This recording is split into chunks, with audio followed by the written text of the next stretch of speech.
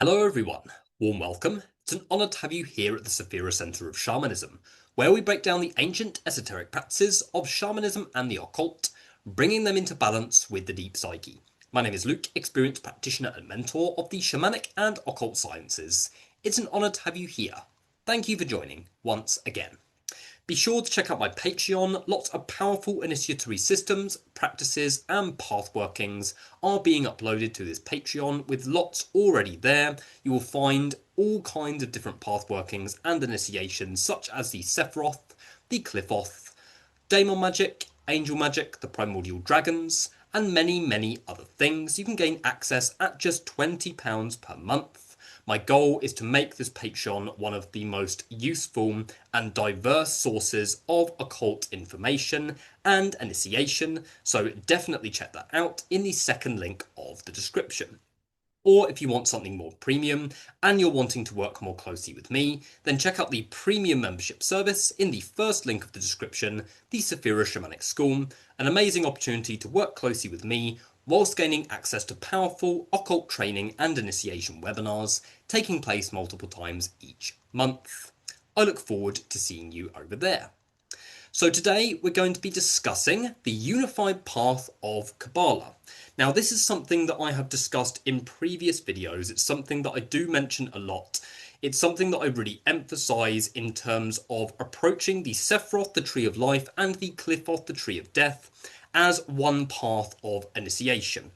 Now, it's very, very common to over-polarize in occult work. It's easy to focus overly on angels and the current of the celestial planes, and it's also easy to focus only on daemons and the currents of the primordial chaos. Now, I've mentioned before about unifying the two paths together, walking them simultaneously, but I'm going to be discussing this properly in terms of what I have personally experienced in this pursuit, so that you can get a better idea of what it's really like to walk both the Sephiroth and the Qliphoth at the same time. I'm also going to be discussing in depth a very reliable and sensible strategy for undertaking both the Qliphoth, the Tree of Death, and the Sephiroth, the Tree of Life, together at the same time to ensure that you are getting a direct experience of each polarity and each sphere, whilst also unifying them together for individuation and integration purposes. Very important video for anybody who is interested in these very powerful initiatory systems through the Qliphoth and through the Sephiroth. So definitely stay tuned as we dive in to the unified path.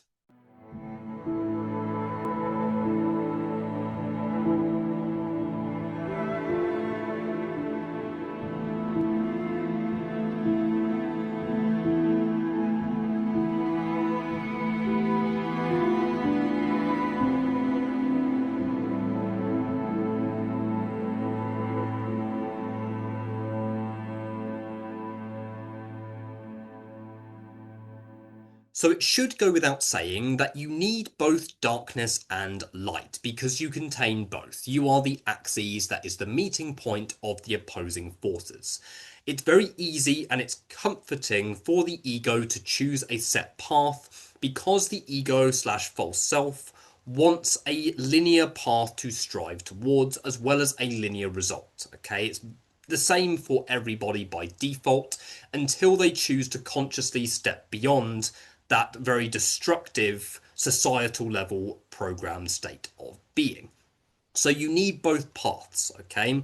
You can walk the Sephiroth, the Tree of Life, and the Qliphoth, the Tree of Death, separately, or you can do one and then the other, whatever it is that you really want, okay? It really depends on your soul's evolutionary path, depends on what your true will really wants, okay? And sometimes, what I've seen for many people, myself included, you may start on one path with the intent to finish one path, and then you'll be pulled into the other path, or your true will naturally say, okay, it's time to initiate into that path. So for me, I got to a certain point in my Sephirothic initiation, Gebura to be exact, the sphere of strength, the martial sphere.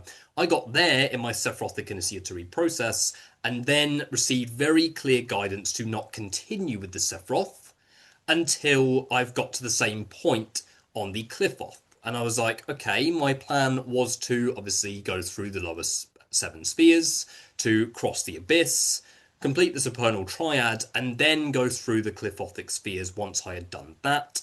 But it's important to realise that if you have a linear view or a set plan, it is most likely that you are going to be prompted to break that plan. Because again, any plan of how to execute these initiatory paths are always going to be your ego trying to protect itself in some way. It doesn't mean that having a strategy is not a good thing. I always advise having a strategy, but a strategy that is not rigid or realistically bound to a particular belief system or pattern, like a lot of Kabbalistic studies are. Okay, a lot of studies of particularly the Tree of Life are through the lens of a particular paradigm, at which point you only experience the alchemy that given paradigm will allow you to experience. So what I'm really discussing here with both the Sephiroth and the Qliphoth is the path of self-initiation,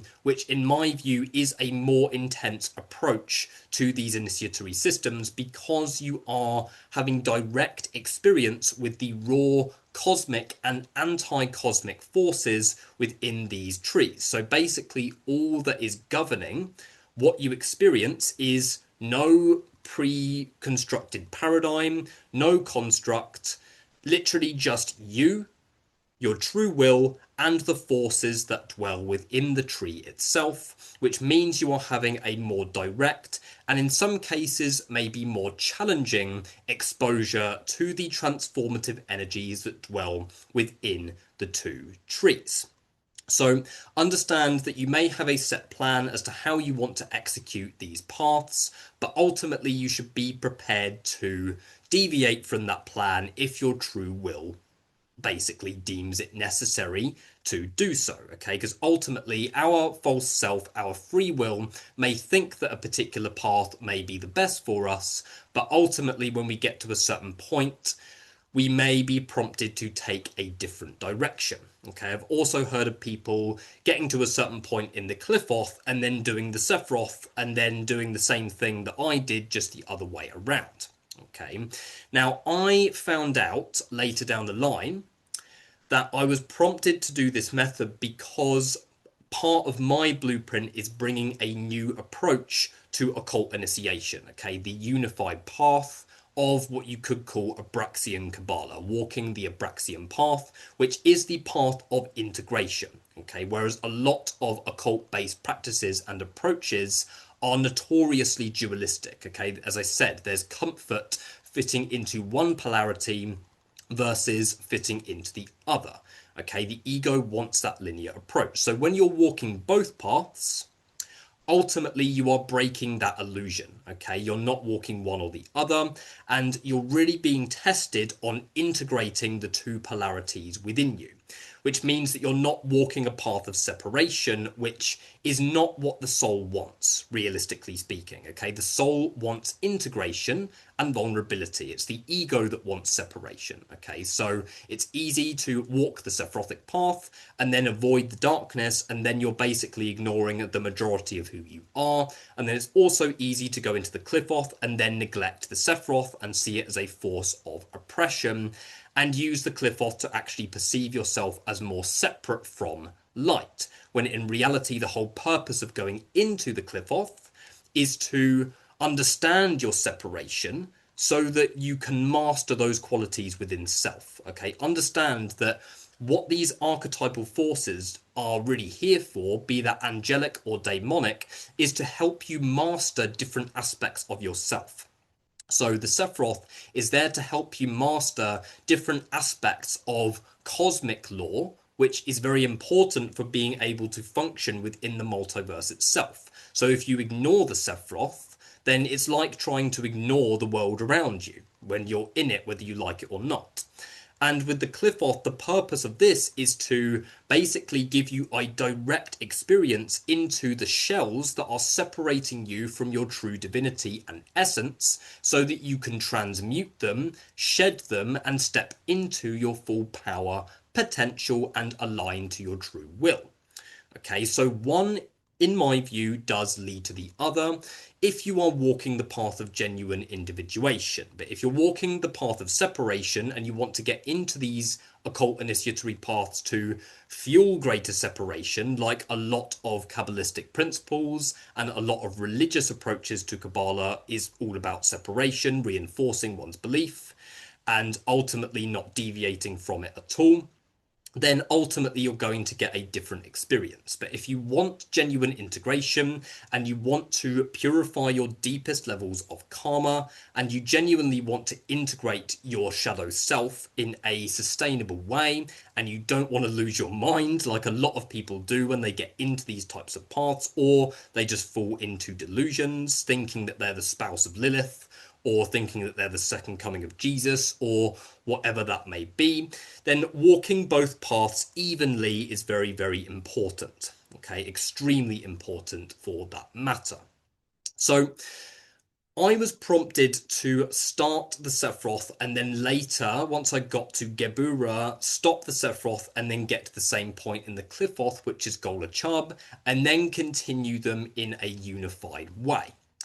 Now, at first I was like, why am I being asked to do that? This doesn't make any sense. Okay, but then as I got to the later stages of the initiation and I started to do the Supernal Triad of both the Sephiroth and the Qliphoth together, then I gained direct gnosis into this unified path that nobody talks about whatsoever. Okay, the majority of the occult either talks about Sephiroth or Qliphoth. They never honor them as one path of integration, realistically speaking. Okay, they see one as the right-hand path, order, and placing divinity outside of self, and they see one as the left-hand path, placing divinity within self. Okay, so I gained direct gnosis when I was going through this process into the power of integrating them both together. Okay, so I got to Gebura on the Sephiroth. Okay, and I'll show both trees here, by the way. Gebura on the Sephiroth is the red sphere that you see here. The red sphere, I'll put a cross on it just so you know. The red sphere, which is the martial sphere. I was directly guided to stop my Sephirothic initiation there and then start the Qliphoth and then get to the same point and then continue them together. So I stopped, went into the Qliphoth. The Qliphoth admittedly was noticeably more tangible, created much more drastic shifts, and was much more destabilizing than going through the Sephiroth in my personal experience. So then I got to Golachab, which is Asmodeus' sphere, the shadow aspect of Gebura, and then I continued the two paths together.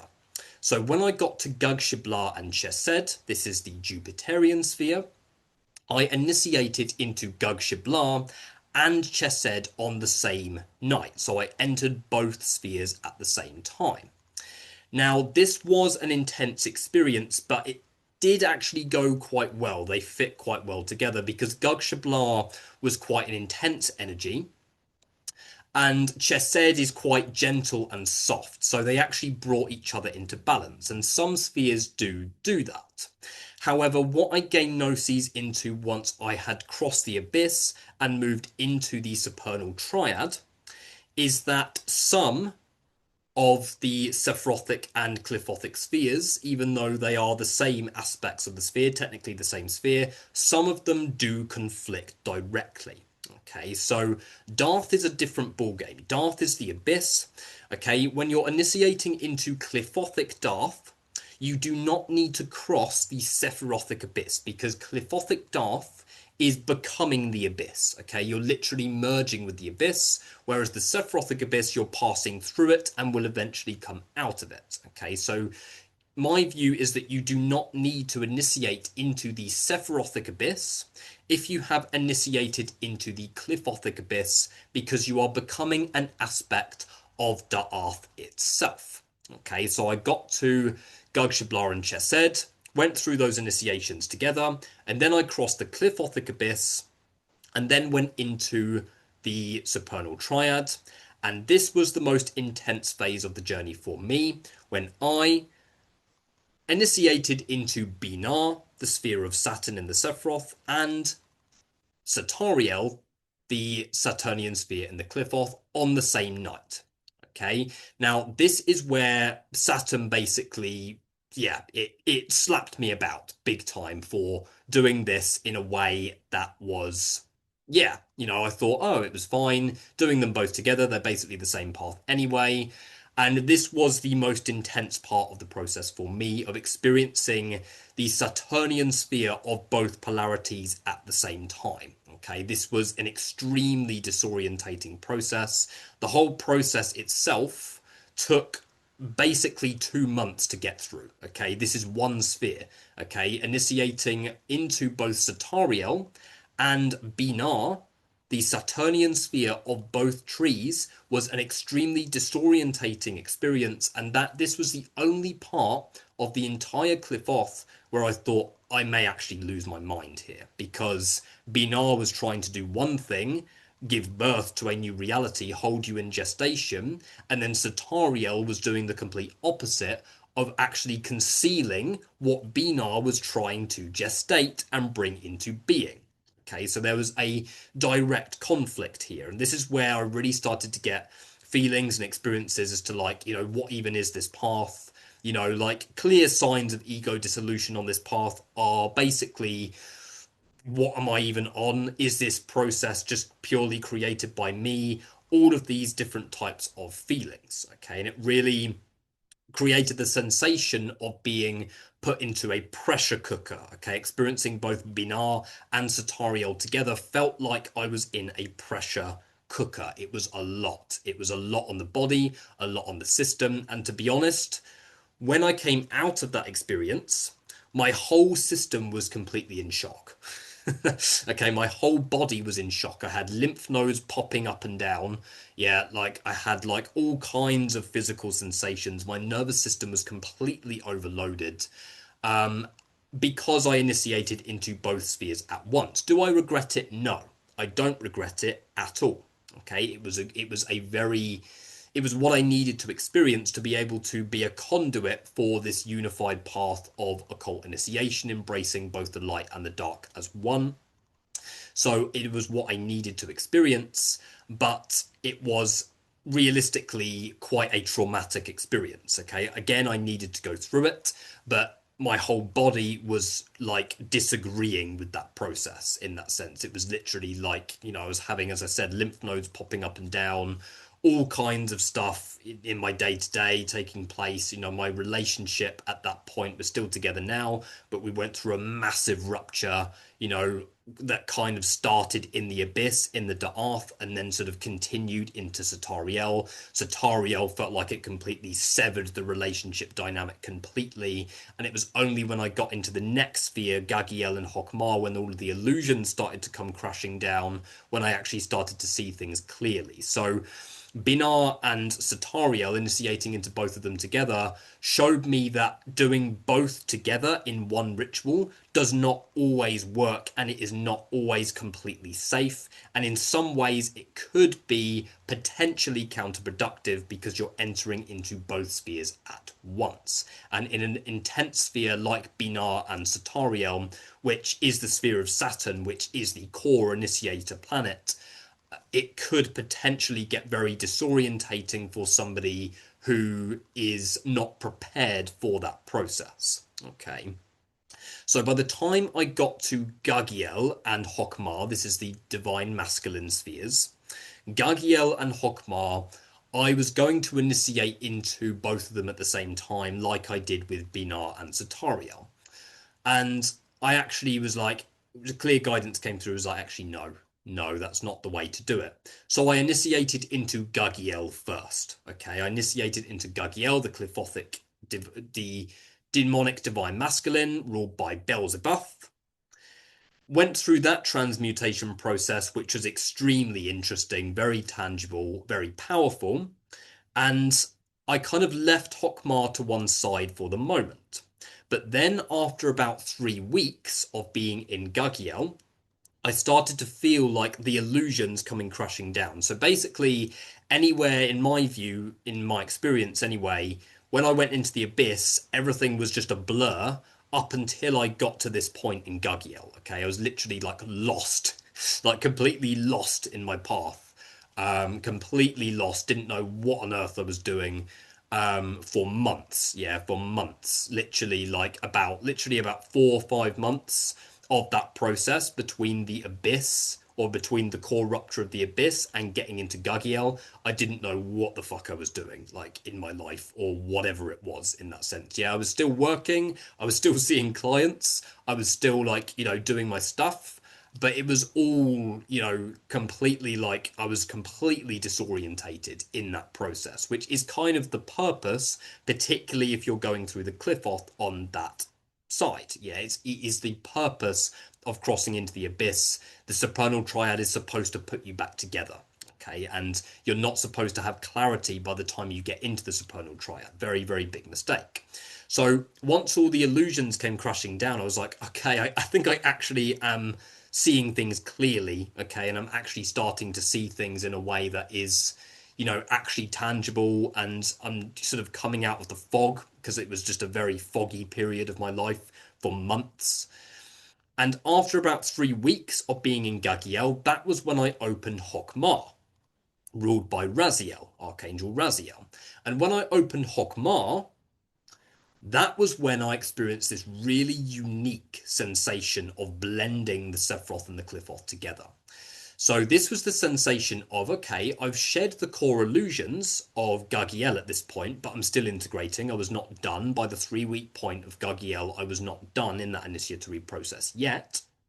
So then I just, once I was in that phase of feeling the intensity of Gagiel slowly integrating, then I initiated into Hokmah, and then it was like I was transitioning from the dark into the light. Okay, and that sensation was really what inspired this whole unified approach, because I was like, okay, like, I can see how these interconnect now. Okay, the whole purpose of the Qliphoth is to break apart what is separating you from divinity, and the whole purpose of the Sephiroth, if you're approaching it free from any illusionary paradigm, is to help you to integrate that divinity. So the process of moving from Gagiel into Hokmah felt like extreme integration taking place, and it actually felt very blissful. It was literally like Gagiel was slowly sort of fading away. The illusions and the constructs of Gagiel were just sort of crumbling. And then Hokmah was coming in with its like immense gnosis and lightning bolt energy. And once I was then fully in Hokmah, I was like, oh my God, okay, this is what real integration feels like. And this is where I really started to reap the benefits. This is where I actually started to actually perceive the fruits of the path that I was on. Whereas before that, I was like, when I was in Binar and Sartorial, I was like, I don't even know why I'm on this path in that sense. Yeah, it's like I don't have any clarity. The clarity doesn't exist. It's not real. All of that kind of stuff. But then experiencing Gagiel melting away the illusion, and then Hokmah bringing in this kind of integration of divine gnosis, was an incredible feeling.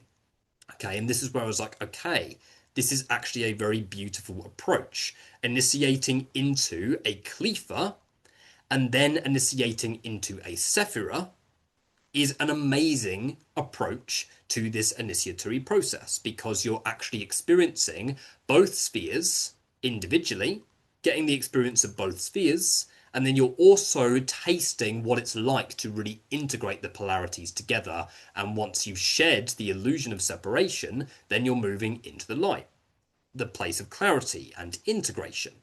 So it's a very beautiful feeling. So I then did the same with Thalmael, initiated into Thalmael, spent between 3 and 4 weeks in Thalmael, and then initiated into Kether when Thalmael was still present in my system. By the way, this was kind of like the integration point of Thalmael.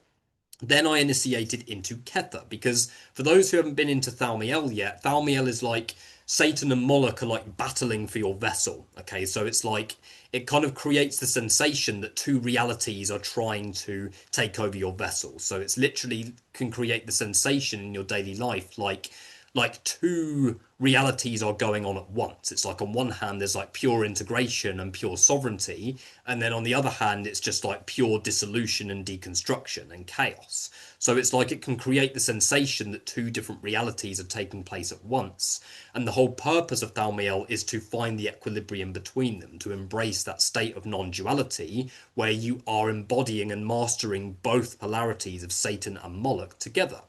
So when that integration starts to take place, that is an amazing time to enter Kether to experience the divine oneness, okay, the primal influx. So then you experience the integration of Thaumiel, the integration of the opposing forces, and then that kind of molds itself into this pure oneness, which is again a beautiful feeling of integration. And then it literally feels like you're integrating the entirety of the tree, of both polarities, and you're making them one tree. Okay, and this is when the real process of Abraxian Cabala, in my view, actually was birthed into being. Okay, which you can find on my Patreon or on my premium membership service. So this then created this whole strategy that I've now been advising people who want to really integrate both polarities. Okay, obviously, you don't have to rigidly stick to any approach, okay? If you're self-initiating, there's no paradigm, so I'm not here to try and control anybody's experiences, okay? And ultimately, you will undertake them in your own way. But the strategy of initiating and unifying both paths together that I have found works incredibly well for actually stepping onto the path of integration is initiating into the Qliphoth, a given Qlipha, waiting until the majority of the energies have integrated, and then initiating into the Sephiroth. Because then you feel, like I've described, you feel the bleeding or the molding from the dark into the light, and you get direct gnosis into how they're both connected in a paradoxical way and how one leads to the other. You also get direct experience of what it is like in both spheres as well. So this is a unique path that not many people are really aware of when it comes to actually taking both of these paths together.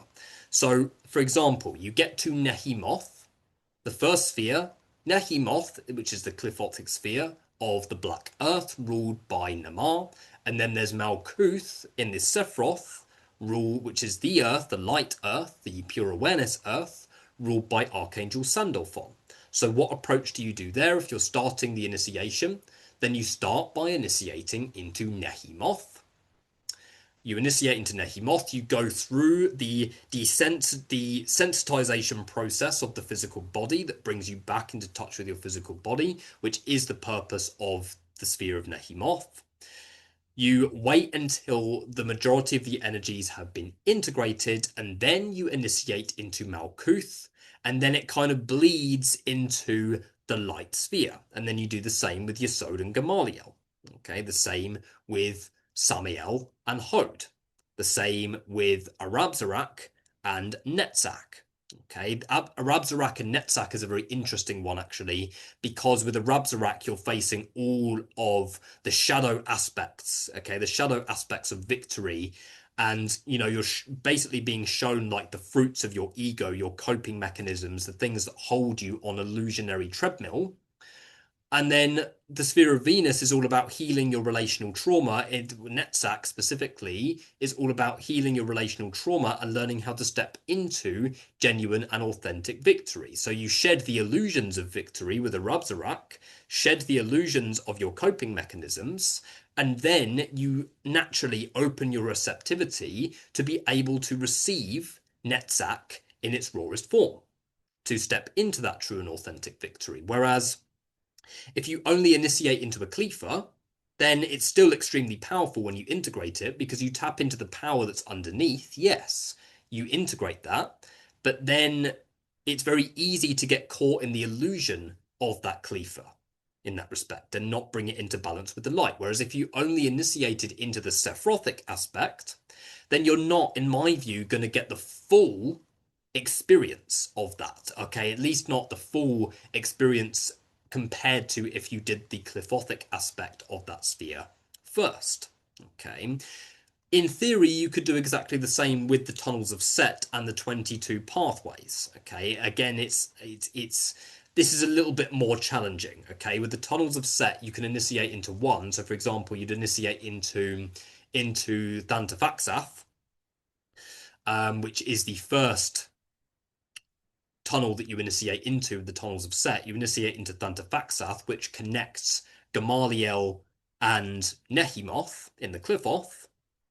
If you initiate into that, you can go through the transmutation. Once you have grounded and integrated that energy, then what's to stop you from initiating into Tau, okay, which is the world, or if you're using the Thoth Tarot, the universe archetype within the Sephirothic pathways that connect Yesod and Malkuth. So in theory, you could also take this unified approach in that area as well.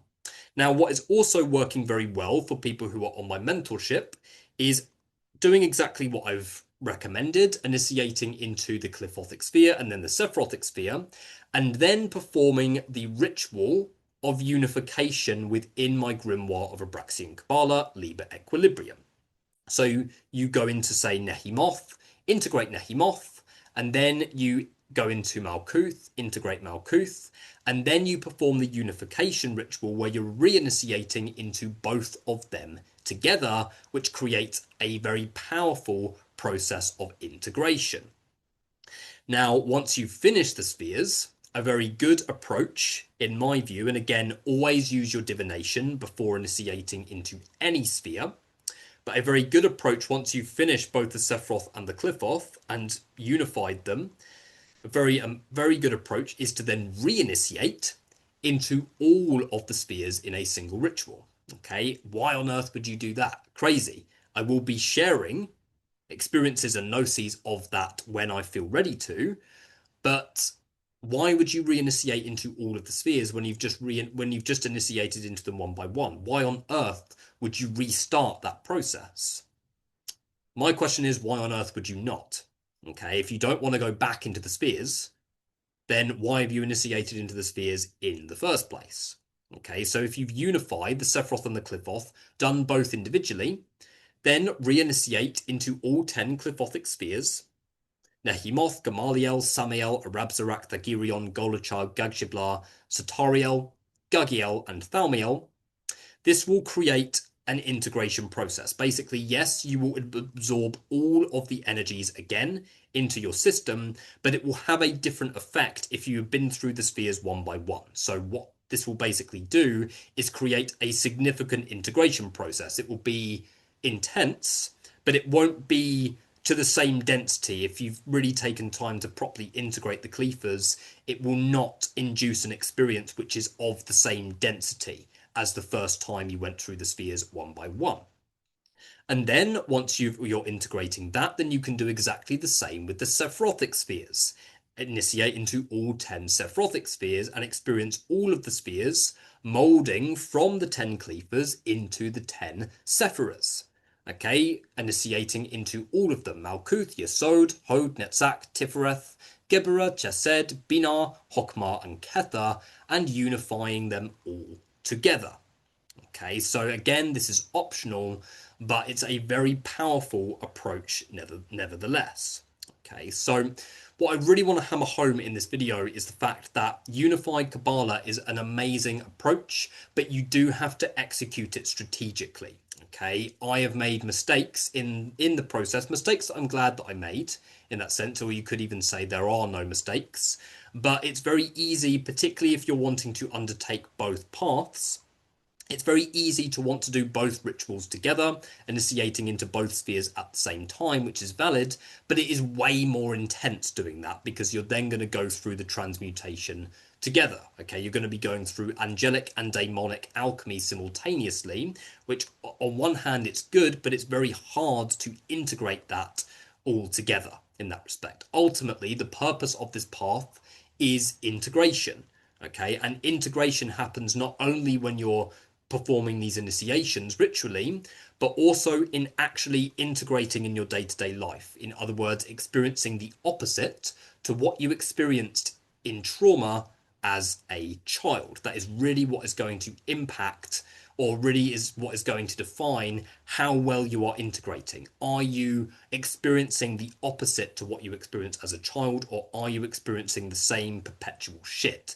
That is ultimately what is going to cause that's ultimately what is going to define, rather, how much you are integrating this path. So as long as you are acknowledging that this is about integration and not separation, then initiating into both paths simultaneously can be a very co-creative approach with many different benefits. But my recommendation would be to stagger them. Initiate into the Qlipha, when that's fading out, initiate into the Sephiroth, and experience the bliss of the integration process that takes place as a result of that.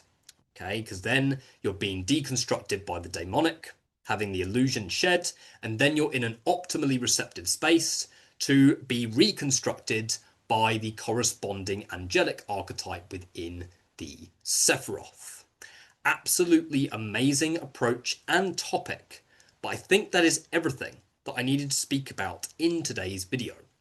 Be sure to check out my Patreon, as you will find powerful approaches for the Sephiroth and the Qliphoth on there, or if you're wanting to work more closely with me as a mentor, then be sure to check out the premium membership service within the first link of the description. But for now, thank you guys. Definitely hit like and subscribe, and I will see you in the next video. Thank you.